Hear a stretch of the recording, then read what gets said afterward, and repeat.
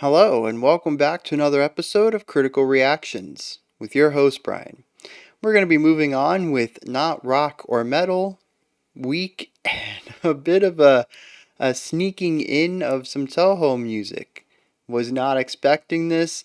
I just saw that it was made by a group or person called OrangeCoffee, and the title is Para ella doblan las campanas. And I was like, okay, cool. It says jazz here. And I was excited. I'm like, okay, we're gonna get some Spanish jazz or something in here. I don't know. I'm ready for it. And then I scroll down here though, and I see Origin. Tomorrow will be special. Yesterday was not. Mountain of Faith composer Zun. And I was like, wait a minute. We've done that song before. So if you go back to Covers Week, we actually listened to that track and a cover of it. And if you don't know this about the Toho community, they love to do cover work. This is another cover of the song in probably a different style than both Zun's original and the cover that we heard, since I don't believe either of them are jazz. So let's dive into this and see what OrangeCoffee is bringing to the table.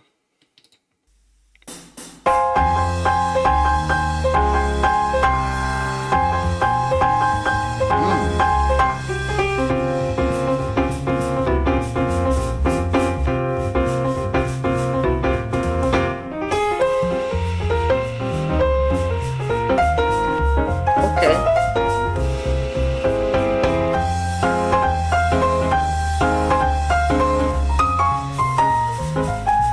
It's really interesting hearing this melody swung.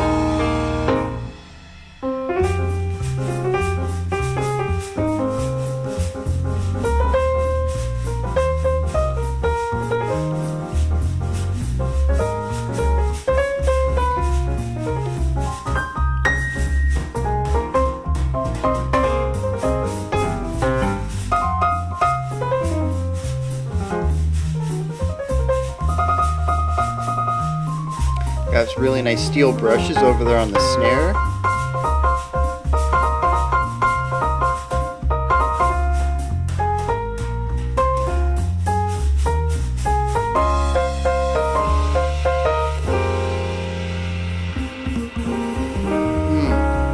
Nice little bass intermission.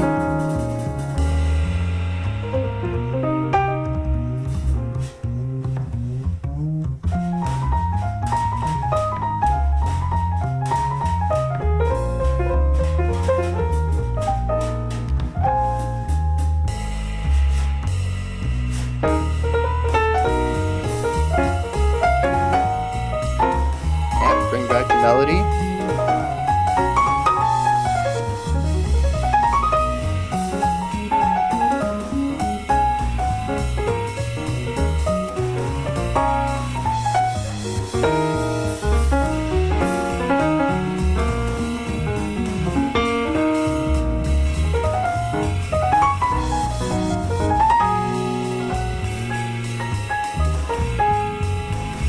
I like how the drums are starting to open up as well.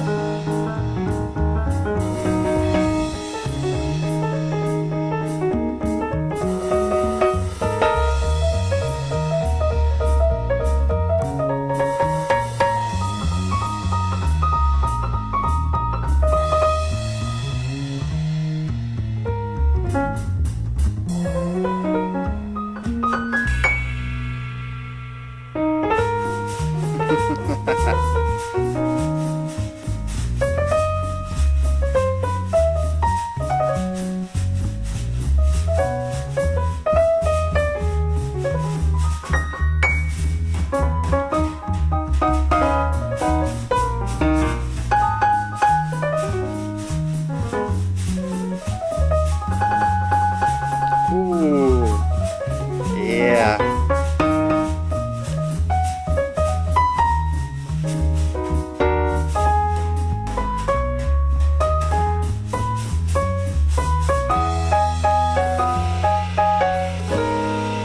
Yeah. Very interesting, though. I did just listen to the original track to prepare for this, I think this is over. Yeah. So that I could, refresh myself on what the original sounded like, being that this is a cover. And it's interesting to hear just how little of the original is present here. We have the core melody line, and it shows up a couple of times. But a lot of this, at least to my ear, is improv, which makes sense. It is jazz. And I guess I shouldn't say improv.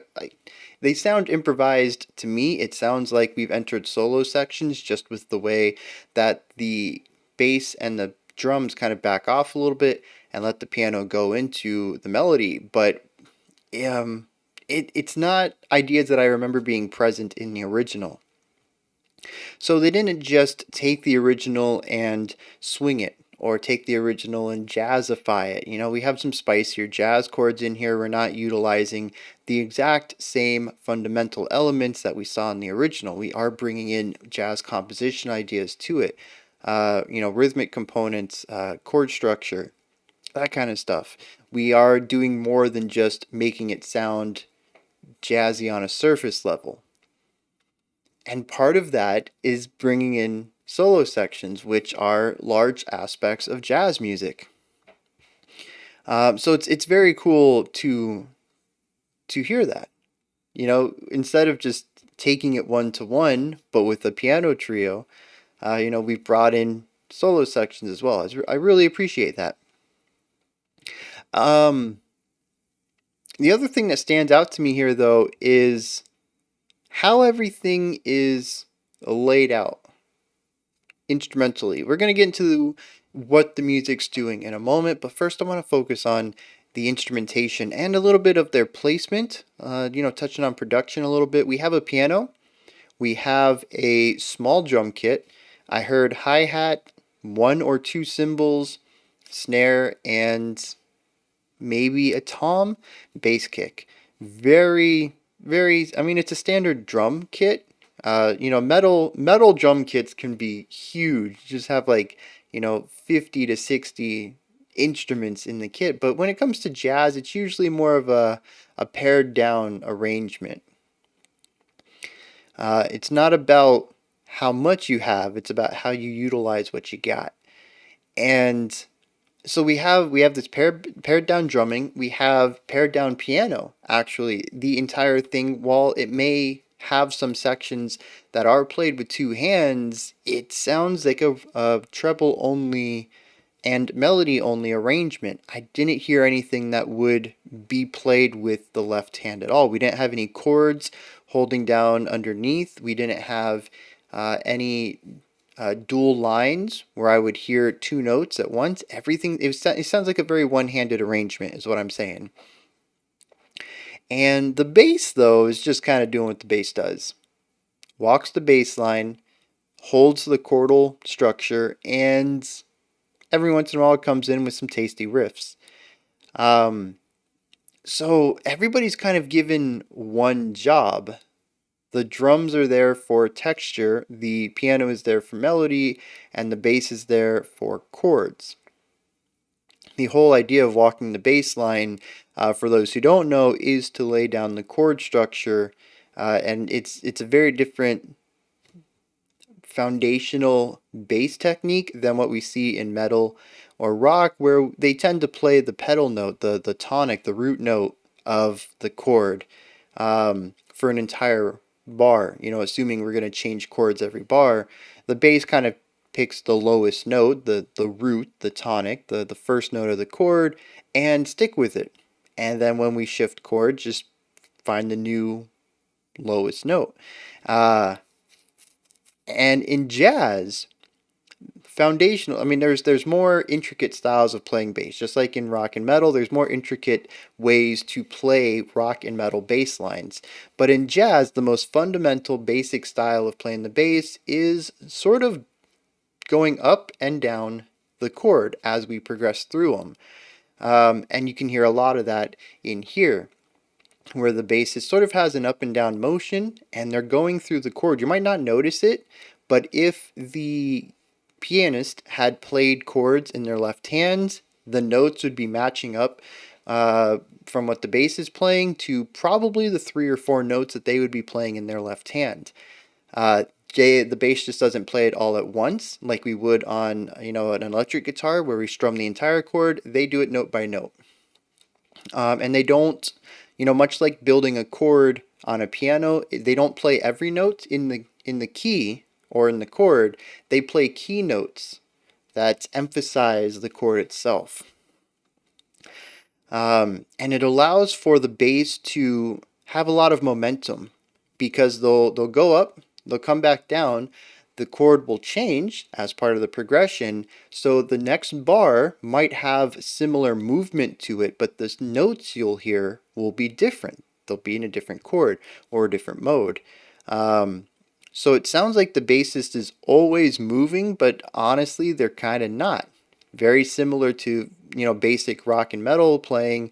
They're just taking a simple idea and modulating it based on what key they're in. So it's a really cool way for the bassist to keep the momentum and energy going while also laying down foundational chord ideas for the song. No different than what the left hand would be doing on a piano in solo piano pieces. Um, So we got that. We got the melody on the piano, and like I said, the drums. If we were talking about rock and metal, we're talking about foundational stuff. I would have said that the drums are laying down the rhythm, the meter, the tempo, and here they're not. They do get to a point where they focus on downbeats and kind of bring the metronome out a little more, but a majority of this track is this interesting technique with steel brushes. I don't know if there's a name for this technique, but you'll notice that, especially at the beginning of the song, when I mentioned that it's a steel brush sound coming from the drums, it's almost got this swishing sound to it. And basically, the drummer will take steel brushes in both of them. And for those who don't know, steel brushes are just, it looks like a painter's brush. There's just a lot of bristles coming off of a handle, and they're steel, I guess. I don't know if that's true. Maybe we've shifted material over the years, but I'm sure it's something related to steel. They are a harder brush. It's not like paint bristles. And the left hand, I think it is. Hmm. I don't know. I'm not a drummer. I'm trying to remember. Watching drummers do this back when I played in jazz bands. Anyways, one of the hands just kind of goes around the outside of the snare in a circle. And usually there's a rhythmic pulse to it. It's faster at one side and slower at another side. And then the other one will hit the snare more so like traditional snare playing. So you get a little bit of the emphasis with those hits, but you also get this general swishing sound that feels like it has an ebb and flow to it.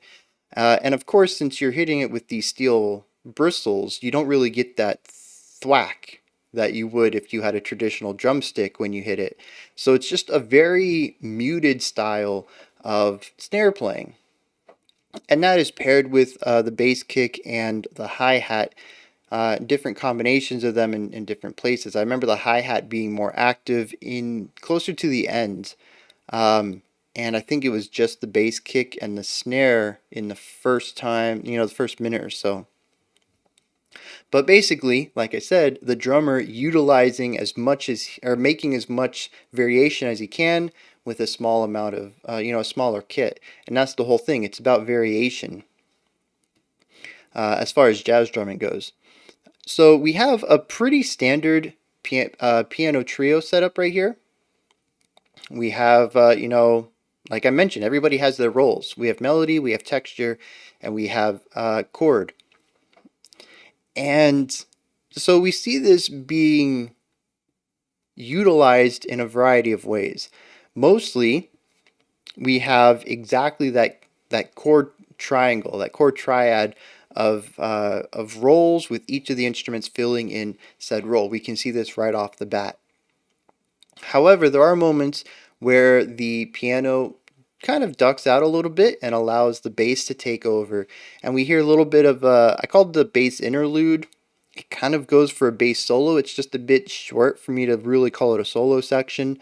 And then the piano comes back in, and we kind of return to the original triad. And I did mention that I think somewhere near the end, the drummer takes on more of a rhythmic role.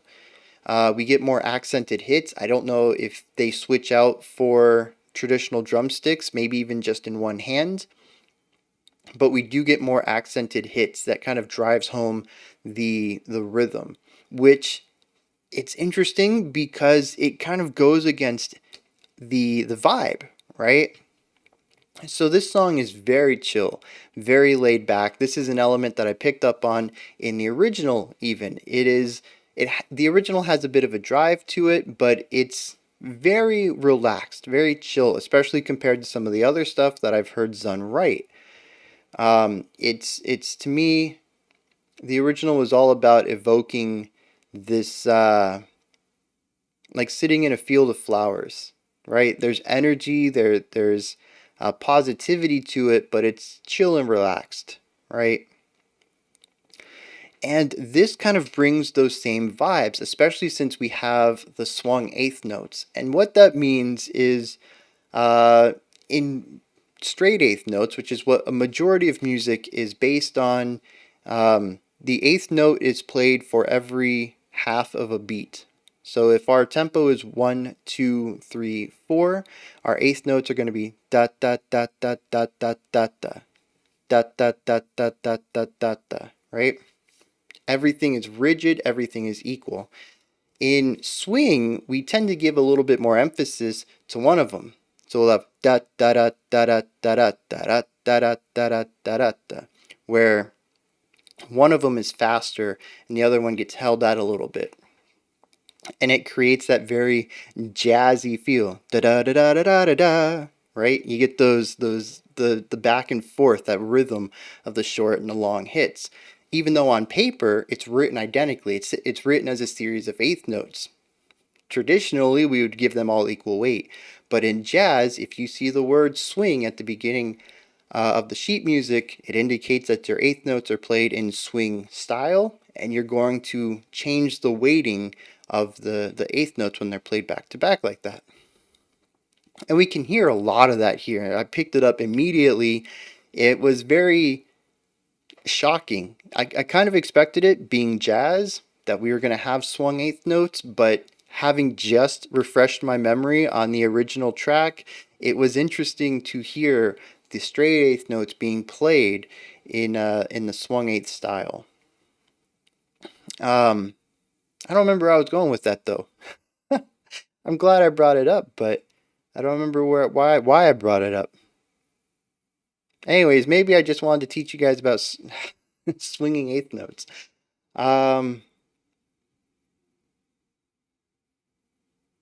That might be it then. I wish I knew where I was going with that though. Oh yes, the vibe. Oh geez, almost forgot about that. The vibe of this story though. So the original, like I said, it's calming, relaxing, a little bit of energy. I feel like all of that is just ramped up with the swung eighth notes. It has this cool, relaxed, laid back vibe that maybe that's just jazz to me. Jazz always feels kind of laid back unless we're doing something real driving. And the swinginess of it helps it feel loose. It's not as rigid, it's more carefree. And it brings about, like I mentioned, the original, I kind of felt like being in a flower field, just, that energy, that childlike curiosity and freedom of just being in a flower field surrounded by beauty. And this just, it invokes a lot of that laid back, carefree, chill element while also having a lot of the energetic, just whimsy to it, right?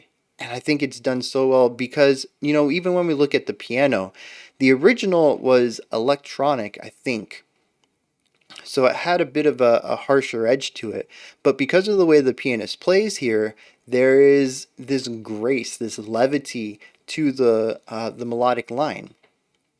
It implies even more of a gracefulness to the themes than the original did, strictly because of the way that the pianist played this. There's a lot of different ways that you can pull emotion out of a piano. I think it's a very emotive instrument. And so, you can hammer the keys real hard and get these really heavy hits that's just very powerful or even scary, brooding. Or we can do something like this where the pianist is just very light on the fingers and getting these nice smooth lines that come out, and it just feels extremely chill and works very well with what I expect from this song. The emotions that I felt the first time I heard it, and the emotions I expect to feel when I listen to a cover of it. And like I said, they just kind of ramp it up to the next level. They take those same concepts and make it more relaxing, make it more chill, make it more graceful, make it more energetic. The swing drives, right? We always have this element of, moving into the next note. And it just works so well, translating the vibe of that track into this jazz atmosphere. I think it really pulls out a lot of the strong elements that Zun already put in and just paired it with an instrument combination and style that allows for those elements to be shown even more clearly. And of course, the last thing I got to talk about is what I perceive to be the solos. It's what I think is the new elements of the track. Like I said, I don't remember hearing them in the original. They're interesting because I mentioned that there's this flow that comes about in that opening melody. We heard it at the end as well when we returned to the core melody. And the flow comes from the fact that Zun wrote this forward momentum song. It doesn't really take many moments to pause. So we get that here as well. But when we get into the solo section, everything kind of pares down a bit. The drums were starting to open up. We heard more cymbal work, and they've started to close up a little bit. We went back to the swishing with the steel brushes, and I think at this point, a high a hi-hat hitting every beat, right? And I think that's pretty much about it. Maybe a couple of bass kicks here and there. The bass pulled their volume back and began to restrain themselves. We had heard the bass begin to open up and have some really nice licks while the pianist was kind of taking a moment off. But now that the piano's come back, we're entering into the piano solo. The bass is bringing its roll back down to walking the bass line, to laying down the chord foundation. Everything kind of quiets down too. There's a nice bit of volume dynamics in this track where we can feel this gradual rise up and then just this immediate fall off where everything pulls back and it gets a bit quieter. And you guys know I love contrast, especially love vocal dynamics. It is wonderful to hear a song actually have a loud and a quiet point and not have sections that sound loud and quiet but are actually at the same volume level being output. So we get to this moment though, and the pianist gets to portray how they understand this song or this section. The whole point of solos in jazz is basically on the fly composition to support or work against or have completely nothing to do with the core section of jazz. A lot of jazz is written as AABA, where A is the structured, composed section that we all know. It's the core melody for the song. It sets up the chord progression. B is the solo section. It can be as long as the performers want it to be. And then we return to the melody that everybody knows to finish the song out. So this B section, like I said, it could be anything. You could go along with some of the melodic lines. You can create variation on what was already composed. You can play against it and maybe invert some of the chordal stuff or invert the melody or, play, utilize a lot of accidentals, pulling notes in from outside of the key to really push the sound of the song. Or you can do none of that. You can just say, guess what? We're in the key of B flat minor or whatever, and this is how I'm feeling right now, so that's going to be my solo. And this one kind of falls into that final style. The piano solo definitely captures a little bit of the laid back element, but the whimsy is gone, the momentum and energy are gone, and the pianist introduces a lot of breaks, a lot of moments of silence in their performance to kind of remove the element of flow. Well, to change the way the song flows, I should say. It doesn't remove flow, it introduces a different kind of flow. It's more of speaking, where the pianist will take time to move through some elements and then maybe sit on specific ideas and also take pauses in some of their sentences. Maybe at the end of what they believe to be a period, at the end of an idea, they will put a small piece of silence to indicate that that idea is over, much like we do with spoken word. And like I said, it's a different kind of flow, and it feels both counterintuitive to the ideas that we've heard prior to this, but it also embodies some of the ideas that we've seen. It is not necessarily something that employs whimsy and energy and laid backness. In sort of in the other way, it takes those elements and says, how do I embody those when I make a solo? So it is a bit laid back. It's not super energetic. It doesn't really have drive or momentum or a ridiculous amount of forward flow. It's broken up into ideas. It's laid back. Say a couple words and let the thoughts marinate a little bit, and then we'll say a couple more words. But it is very bright and easygoing, and while it itself is not super energetic, there is this constant momentum where we have this ebb and flow of ideas and silence. It is always pointing forward and going towards a destination, even though it is not necessarily moving there quickly like we see in the main melody here. So it's an interesting way of lining up with the ideas of the song, not by continuing to bounce off of them or play off of them, but to take them within and say, what would it sound like if I were the embodiment of these emotions? And it's a very cool way to go about doing it. Um, Yeah, I think that's the end of my analysis here. It's fantastic. I really love this interpretation of it. And, just as usual, it kind of blows my mind the fandom that sits around Zun and the Toho franchise. Not just in the fans who dissect the lore or all the fans that play all the games or everything, but also the fans who take the music and run with it in so many different directions. I understand that the cover area Toho music cover community is just vast. In fact, the title of this, if you look at the music video name, you go to the actual video here, the link's in the channel if you want to do that.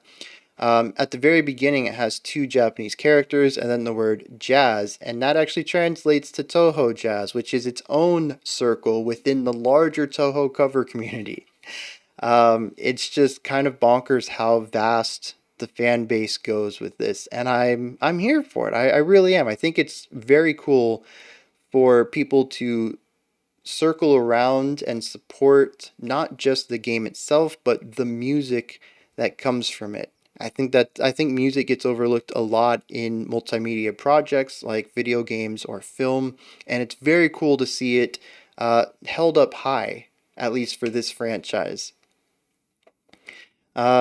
So yeah, those are my thoughts on OrangeCoffee's Para ella doblan las campanas. This is where you guys come in. Hit me up in the comments. Let me know what you thought of this one. If you enjoyed it or not, anything that stood out to you, anything that I talked about you'd like to add on to, or maybe anything I said that you disagreed with and would like to start a conversation about. Let me know. Above the comment section in the description box is a link for Linktree. It'll take you to this menu right here. Has everything related to the channel. You can pick up some merch, join the Patreon, follow me on Twitter, join the Discord, all sorts of stuff. Go ahead and check it out. Above that, if you could, like, subscribe, and ring the bell. Greatly appreciate all three of those. Yeah. Until next time, remember to be critical but not cynical of the music you listen to. Oh, there's one more video today. Almost glossed over that. It came out just right now. Literally, if you started this video when it aired, the next video literally just premiered. It is our creator request for the week, which is where a smaller band gets in contact with me and says, "Hey, you mind checking out our music?" And I say, "Of course, let's get into it." The band is called Mentally Blind, which is interesting. I'm already intrigued. If that sounds good to you, awesome. If not, though, I'll be back Monday, 5 p.m. Eastern Standard Time, 9 p.m. UTC. We'll be checking out next week's theme and a special selection. Until next time, remember to be critical but not cynical of the music you listen to, and have a fantastic morning, afternoon, or evening, whenever you choose to watch my videos.